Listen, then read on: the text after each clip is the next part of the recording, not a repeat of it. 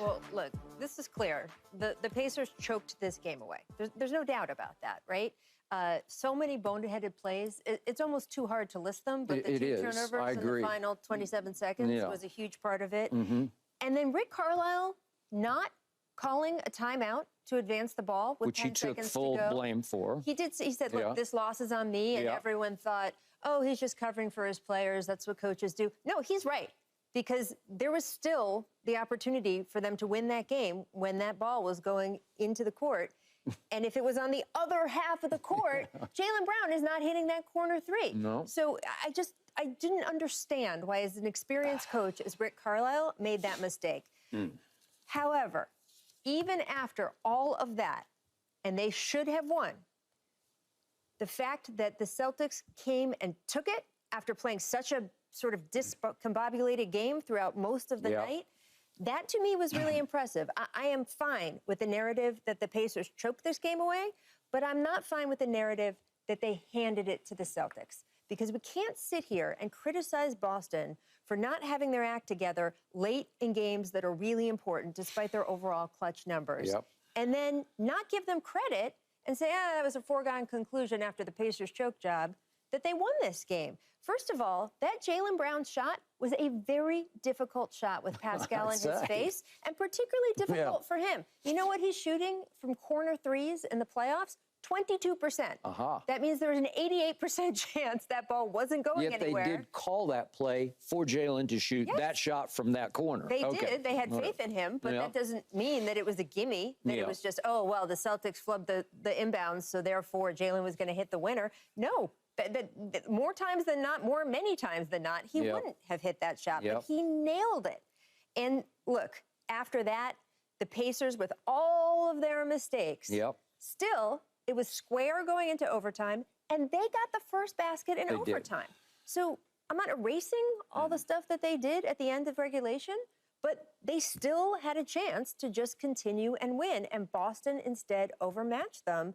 It was a one-point game when Jason Tatum went to take a three in the final minute. True. And if he missed that, the Pacers run down the other end and clearly could score and take the lead again. And yet, he made the shot. He put the game out of reach. So the Pacers deserve all of the criticism that is coming to them. They choked their part of the game away. But they didn't make the Celtics win. The Celtics took it. And I appreciate that after some of the stuff we've seen in the past. Yeah.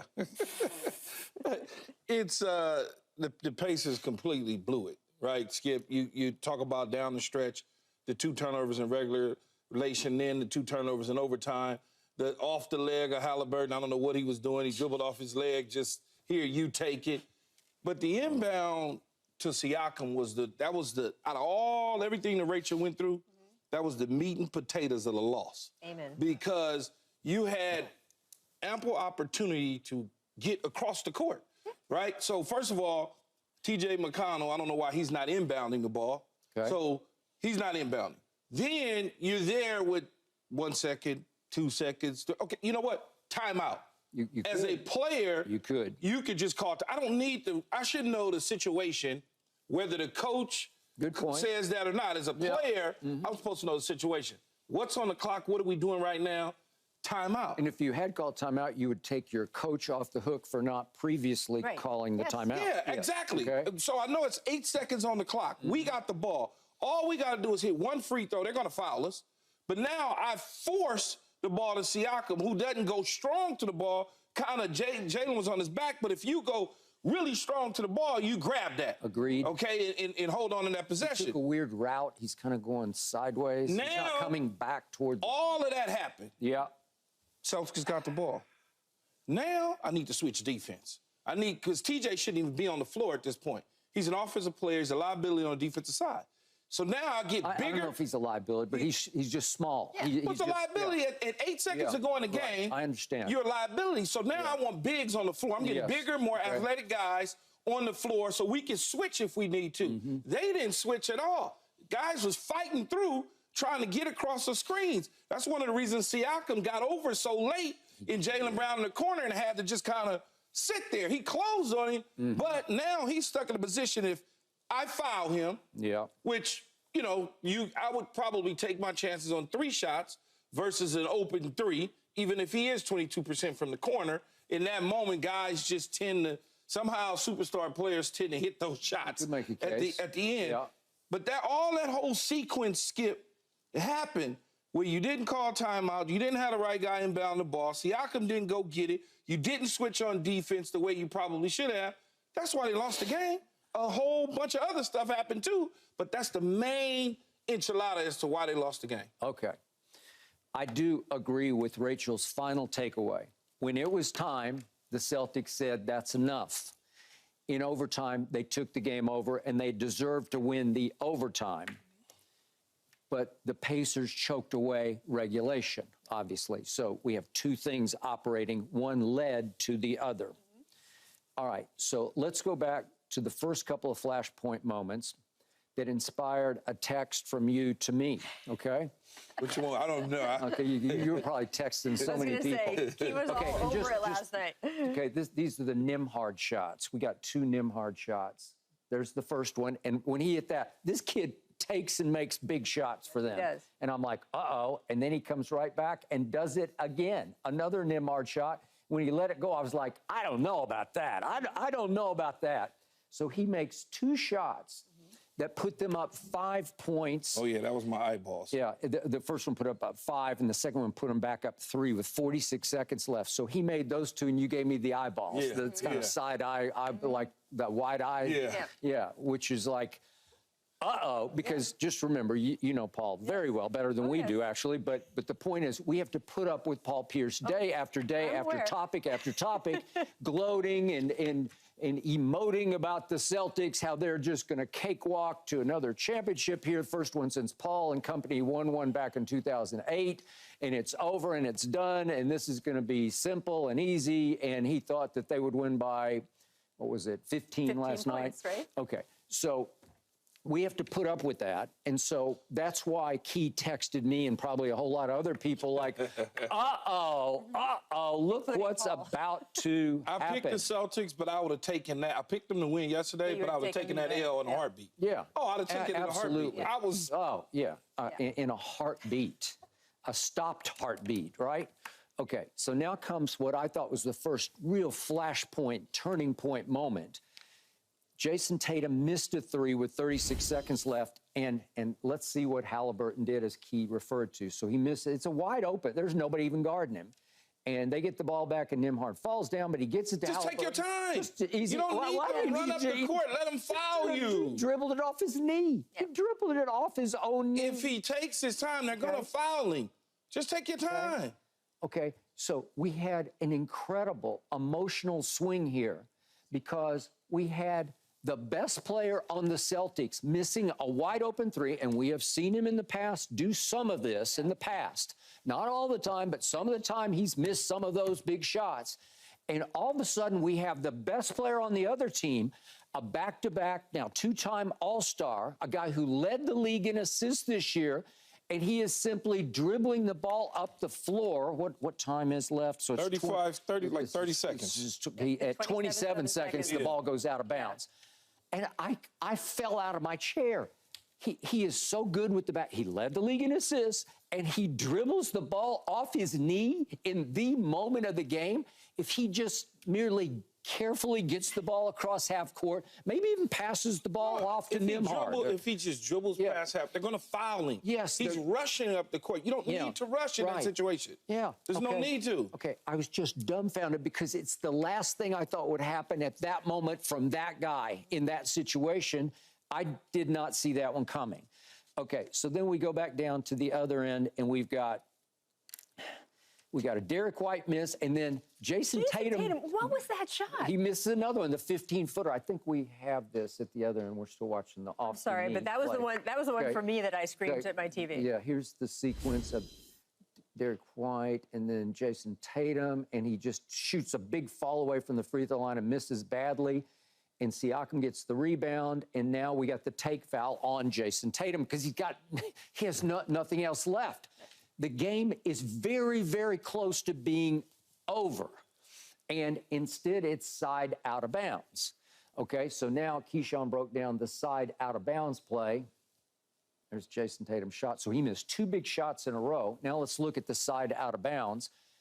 And again, Drew Holiday, who played a sensational game, he's playing center field on this play, and it just forces, he goes and jumps on Halliburton.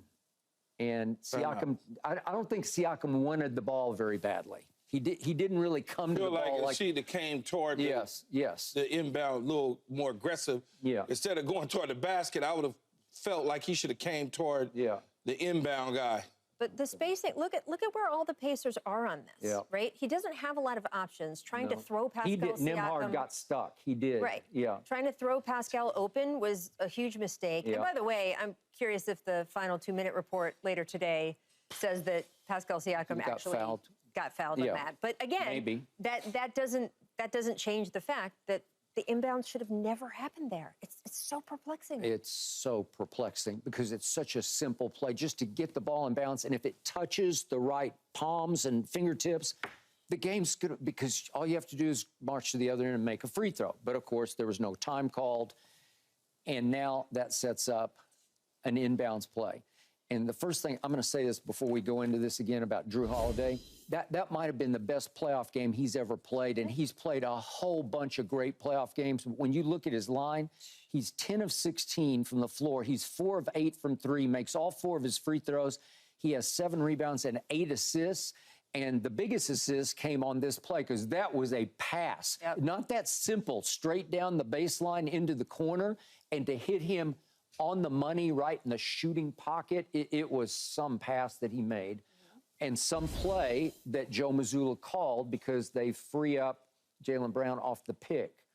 Okay, so now we get to the charge that was led by LeBron last night on social media. Everybody's saying you have to foul, okay? And you brought up you'd rather just go ahead and foul the 3-point, except you don't really want to foul a 3-point shooter unless you have to. But you're making the case that that would even be a better way than letting him have the 3. You right there at this point in time, you might as well go on and...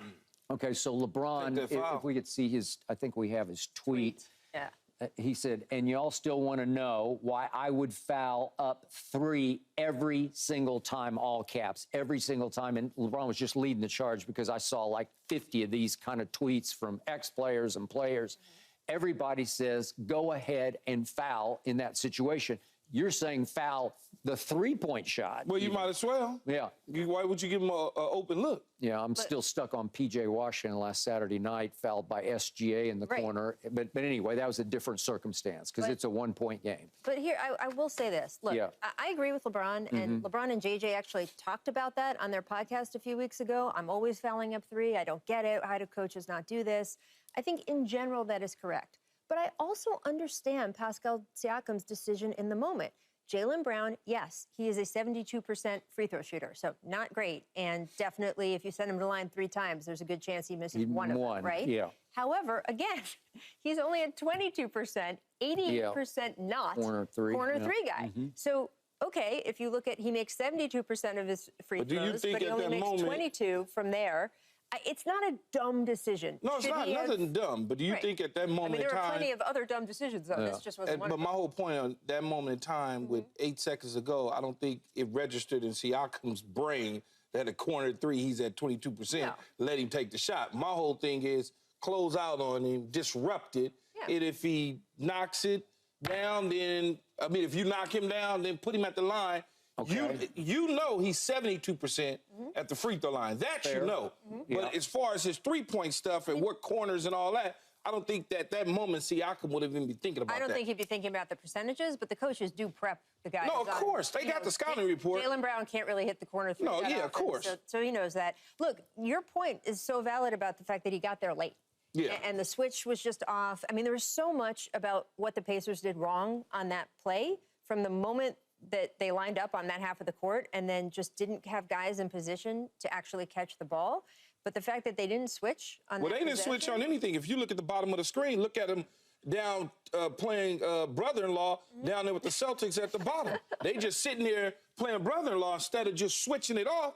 Yeah. But that means that Pascal didn't really have time to foul the way you're talking about. Disrupt the shot, get his hand in his face, like that kind of thing.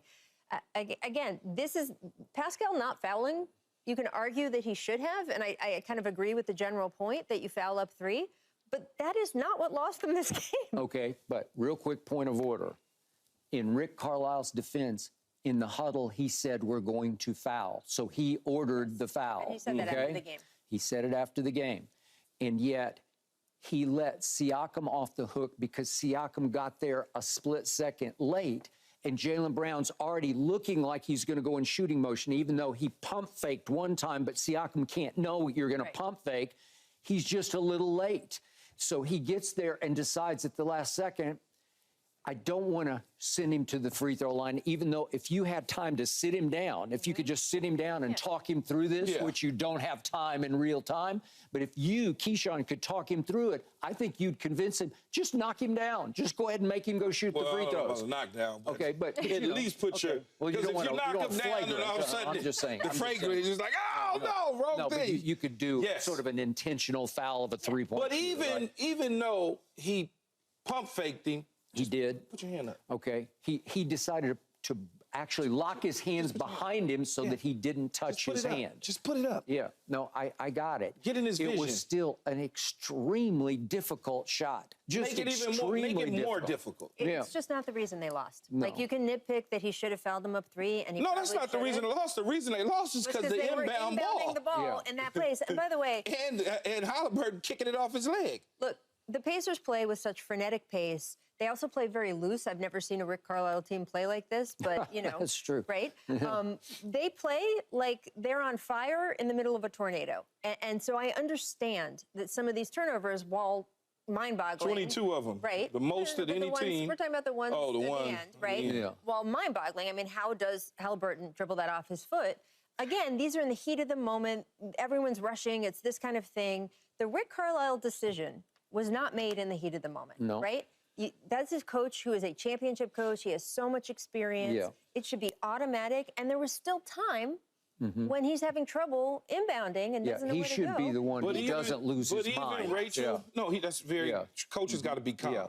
This is a situation where if you don't have that experience, and we'll talk about that later on, about calm coaching, if even at the end of regulation, what was that? What was that play to Halliburton? It was almost like ISO ball. Let's see. Instead of doing, and I thought he probably should have kept going to the cup, but he wind up going to the corner and getting stuck over there. Final play of regulation, if we could see. Because they could have won that in regulation. They had plenty of time to get a great shot up. Final play of regulation. Just keep going to the cup. I thought he had a couple of options for shots, and then he takes a highly contested shot. If he goes right through the lane, Skip, if he just keep going, just keep going through the lane, he's on your back. Heck, knowing him, his favorite shot is that push shot with your feet on the floor, that 3, and he made one from the logo earlier in the game. Well, he had that shot immediately, and he turned it down in a split second. He had it for a second on Derek White, and then he decided to dribble. Well, just keep going. Just keep going. If that's what you decided, you're going to be their best option, and he dribbled into the best defense possible, right? Corner. Yeah, okay, over on the side. Trapped in the corner by yourself. Quick point on Jaylen Brown. You can argue that he took Jason Tatum off the hook at the end of regulation, because if he misses the shot, then we're all fixated back on, wait a second, Jason Tatum had a couple of shots to win the game instead of that highly contested shot from the corner. And Keyshawn, I think you agree with me, and we've talked about this many times. When I'm rooting against Boston, the player who scares me the most is always Jaylen Brown. It just is. Where I find him slightly more valuable than Jason Tatum. And I'm not saying he's more gifted than Jason. There's just something about him in these kind of moments where he scares me more than Jason Tatum does. Because he hit that shot. Well, but he's done it before, too. He could have a bad game like a lot of star players, and then all of a sudden, and right when you don't expect it, something happens, and he hit the shot. He's also a great defender. Yeah, and this is why the Celtics just gave him one of the largest contracts in NBA history. Everyone recognizes this. And look, Jason Tatum, even Jalen called him out in the post-game interview, right? He's like, oh, and Jason finally got going. He did say that. In the fourth quarter, got going. Right? Yep. I mean, for a teammate to do that and throw another guy under the bus like that, it shows on the one hand the comfort between those two guys, but it also I'm never sure if they actually love each other, but they do respect each other. I think that their relationship is fine. I don't think there's anything wrong with their relationship. But I think that for him to do that, it really had to be bad. It's interesting, And Jason missing that wide open three was just shocking. The bad decision he made. Derek White, first of all, should have gotten the ball in the cup because he was right there.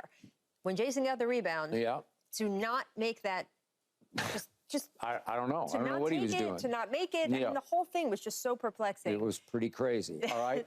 More craziness from the Pacers ensued in overtime because with a minute and 2 seconds left in overtime, down only 1 point, watch what Halliburton did this time. Here we go again. Same song, second verse. Oh, that's the last shot. Okay, we're 102 in overtime. 102 in overtime. We're still doing the last shot. Do we have 102 in overtime? The second Halliburton turnover. No? Yes? They're probably getting it. They're getting it. Okay. Okay. But the point was he did it again. He just lost the handle, and it was unforced error. It wasn't like he got his pocket picked. It wasn't like Drew Holiday snatched the ball, stole the ball. He just, I don't know. He just lost the ball. This is a two-time All-Star who led the league in assists. And it's incomprehensible because that's a pretty good opportunity there for you to take the lead. And no, you don't take the lead. You give it right back to them, which leads immediately to the best shot Jason Tatum hit all night, which was the open three. It's the same shot. He just he got a reprieve. He got a second shot at it, and he ripped it from the top of the circle, and that put them up 4, and that effectively ended the game, except Siakam got one last shot. They lobbed the ball into him in the post with 37 seconds left, and he wheels into, guess who? Jaylen Brown, and just basically Jaylen says, "Oh, I'll take this. Thank you. I'll take this ball away." And at that point, he could have cut it to 2. Here's that. This is when he twisted right into him. Yeah, he just twisted right into him. Okay, all right. But Jaylen has to be there, and there has to be smothering defense on his way across the court. I mean, I just think we need to give the Celtics some credit here. Sure, no, that was I a do. Forced turnover to me. And that Jason Tatum, when we just outlined how many things he did wrong throughout this game and didn't have it, and all the stuff that we've heard sometimes about him and coming up in big games, not the closer, all of that stuff that people say, he was well on his way to another one of those nights, but he nailed that 3. He nailed it. You can't criticize him. And he played well in overtime. Doing He did. He played very well. Knocked down all his and not free praise throws. them when they do. I mean, I think They made all 5 of his free throws in overtime. He's been known to miss a couple of those. Yes, the Celtics won the overtime, and that's not a given with them in any way. Okay, so I feel like now I feel like the series is over. That's just me. I feel like it's over with now. Well, you thought it was over to begin with, but it's really over with now. That's how I feel because they got the little rust out of their system because they was playing kind of like la la. Well, they didn't look rusty when they jumped out 12 to nothing, right? But then all of a sudden, they kind of squandered things. But the way that the Pacers lost this game is going to affect them moving forward. It's just going to affect them. You would think so. It's going to affect them. You would think so. So, by the way, they're going to play tight. They're going to be scared. We'll talk about this more later. Yes, we will. To amplify your point, Keyshawn, 22 turnovers led to 32 points for the Celtics. That's the most the Pacers have given up all year long off turnovers. 32 points. It's a lot of points to give up off turnovers, and you're probably going to lose the game, and you did. Okay, can't wait for this one. I got 2 good people to respond to this. Is J.J. Redick about to be the next Pat Riley for the Lakers? Here we go.